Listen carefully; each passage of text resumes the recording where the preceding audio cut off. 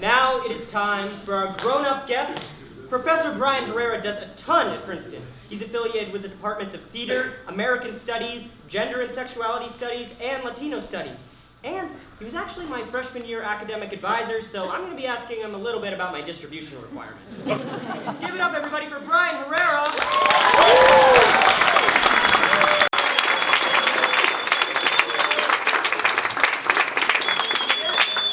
So how are those distribution requirements going? They are completely done. Okay, good. Yeah. Moving on, I promised I would talk about it, and I did.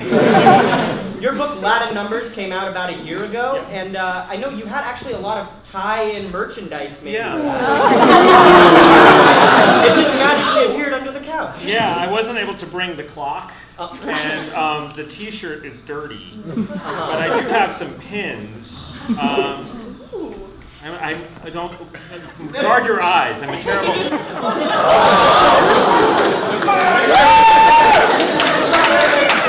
Yeah, so there's some swag here. Yeah, so I want it. We'll get one later. There's one for you. Now, I just thought it looked like it was going to kill somebody. So. In addition to being a well-respected academic, you were actually on Who Wants to Be a Millionaire recently?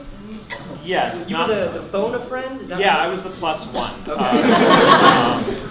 Because I don't know if you've seen the show recently in its more recent incarnations, but they don't have Phone a Friend anymore. They have this thing called Plus One, where instead of calling them, you bring them with you to the studio, and they get to hang out with you and wait to go on. And then at a certain point, if you've gone through your other lifelines, you decide to want to bring them down, they come down and stand at the podium on camera. Whoa, so were you helpful at all?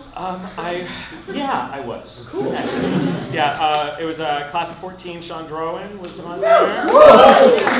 And he asked if I would go, and I'd say, yeah, okay. And I mean, I spend a good deal of my time writing long shot fellowship recommendations that take me a good portion of a day, and it's no guarantee you're going to get that chunk of change. So I figured, well, I'll do it in a TV studio, basically. And my main goal was to not lose him money and not to embarrass myself too much. So the plus one gets no money either way.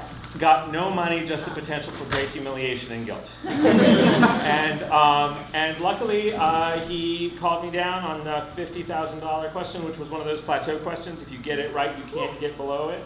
Whoa. And the topic was cars. Yeah, no, that would have been a really bad, actually you would think that would be the better one, but this one was the only car question probably I would have ever known.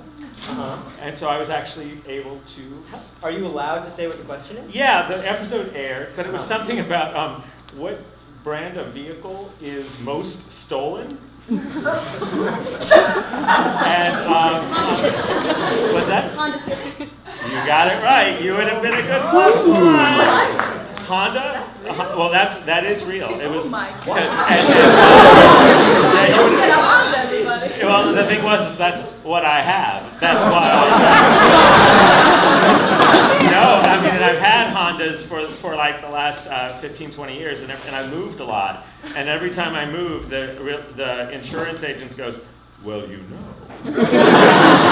That's the most stolen car in all of America. And when I went to a certain town to get my PhD in Connecticut, they said, and they steal a lot of cars here. And so it was just this thing. It was the only car question I probably would have known, and I was still, even after all of that, I was still only 97% sure because it was a car question. I get it wrong. So it seems like you take the idea of publish or perish very seriously, because we talked about your book Latin Numbers that came out a year ago, but you're actually working on 2 new books at the same time right now. Yeah. Can you talk a little bit about that? Sure. Well, it is sort of publish or perish is true, because if you don't publish, you don't get to keep your job. And so part of it is so I'm not in the classroom this year, but I live near Princeton, so it was easy for me to come in for this tonight. And I am working on 2 book projects. One is about the history of casting, and the other is about a deservedly obscure early 20th century writer, actress, and producer. Okay, and just why is she deservedly obscure? Well, she's a bit of a kook. But she spent about half of her life failing to really bring her life's work to success. So she spent most of her life on the brink of success, which also means on the brink of failure. So she was always teetering back and forth. And she has this kind of, even though you would have never heard of her, she has this kind of odd kind of Forrest Gump life where she crosses paths and crosses swords with all kinds of actually famous people. So so I'm telling that story. Well, and we're going to see the movie version in the next 5 years? Well, who knows? I mean, that's the thing is I thought people are interested. She's a character. She's a character. Can you talk about the casting book a little bit? Sure. I'm a historian. I'm trained as a historian, but I work in the history of American popular performance and entertainment. And one of the things that I've always been fascinated by the ways that we end up talking about casting, where it's either about like, how do I get the part? Or it's like, can you believe they cast Tilda Swinton as an Asian guy? You know, or it's like, you know, what if they cast Jim Belushi and Kiefer Sutherland, you know, where you play these sort of absurd games as Romeo and Juliet, and can you imagine? And like so these weird hypotheticals, or like these moments like, did you know that Shirley Temple was almost Dorothy Gale and not Judy Garland? Can you imagine? You know, these kind of, like that's usually how we talk about casting, is these totally like useless ways. And so I was struck by the fact that most of the things that we watch when we watch like shows like American Idol or even Top Chef or RuPaul's Drag Race or whatever, most of those practices like auditions and callbacks and headshots and all of that are all very recent, last 75 to 100 years tops. And whereas people have been doing plays and getting parts in plays for thousands of years. So I was sort of curious about how to help chart a different kind of conversation. That's awesome. And this is like the first book of its kind, as far as you know. Yeah. That's amazing. Yeah, totally. I'm the only crazy person.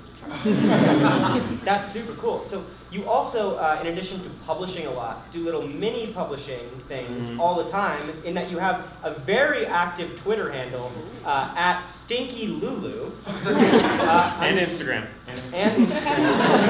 And blog. Not blog. That's No longer. That's my youth.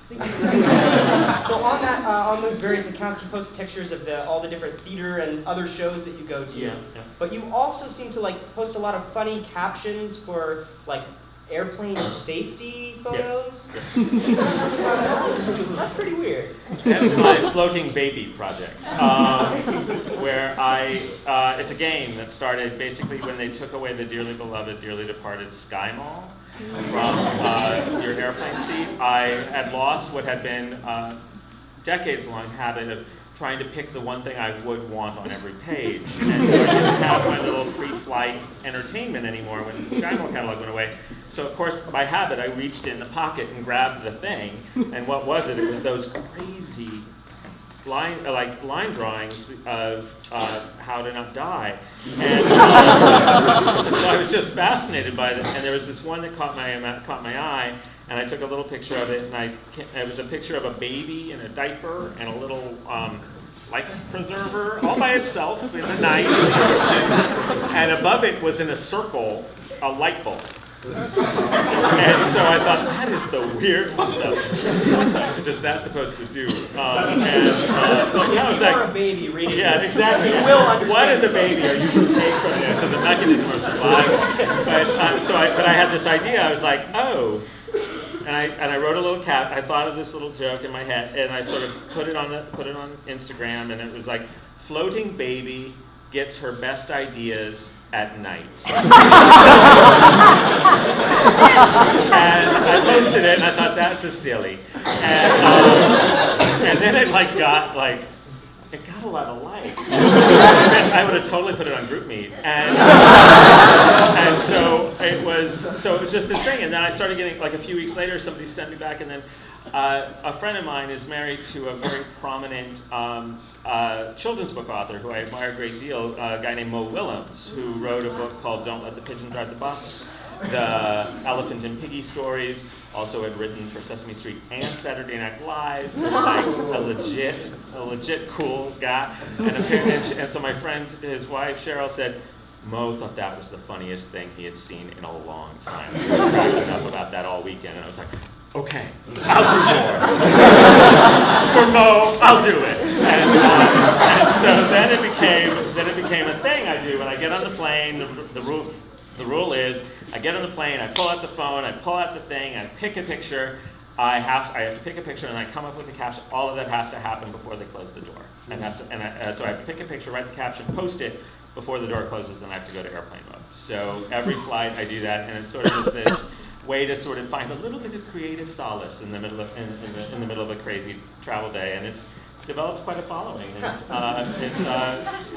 And I travel enough that they come up fairly frequently. Every few weeks there'll be another entry into the Floating Baby series. Well, I just got a Twitter today, and I'm already following you. Okay, so. excellent. Well, so yeah, Stinky Lulu at Twitter and Instagram. Instagram is the best. You'll see most of Floating Baby there, because then when I have to squish it into 140 characters, Floating Baby. Not every Floating Baby caption makes it there.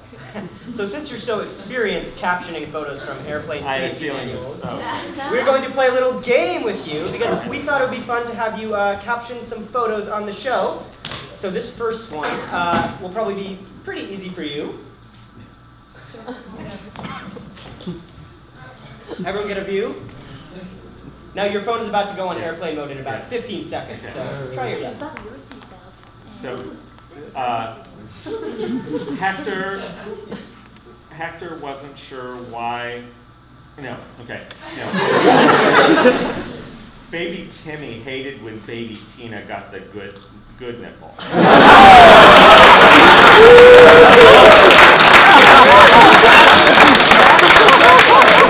Wow, your practicing has really paid off. How about this one? See, this is throwing me off because it's not safety line drawing. Okay. This will be a little bit more difficult. Okay. Okay. So let's see. You've never come across this before? And I have not, and I don't. I like there's a smile that's throwing me off because most of the line drawings on the safety manuals, they're not happy. So all of my captions are a little bit. You would think that a decapitated child. Yeah, no, would not I'm going be to go with that smiling. direction. I'm going in that direction. It's like, Larry chose to disregard the instruction to not collect his items before disembarking the plane. I haven't quite got it. That's the angle I go on. And for your final caption challenge. Okay. Steve. A little bit obvious, but I'll take it.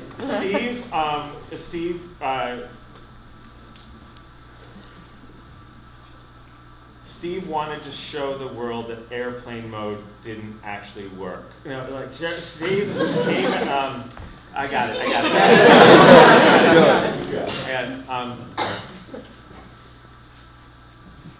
I almost got it. Steve knew that the best joke he would play was that cell phone signal. I can't find it. Airplane mode was the biggest scam because no cell phone signal could bring down a plane ever. Something.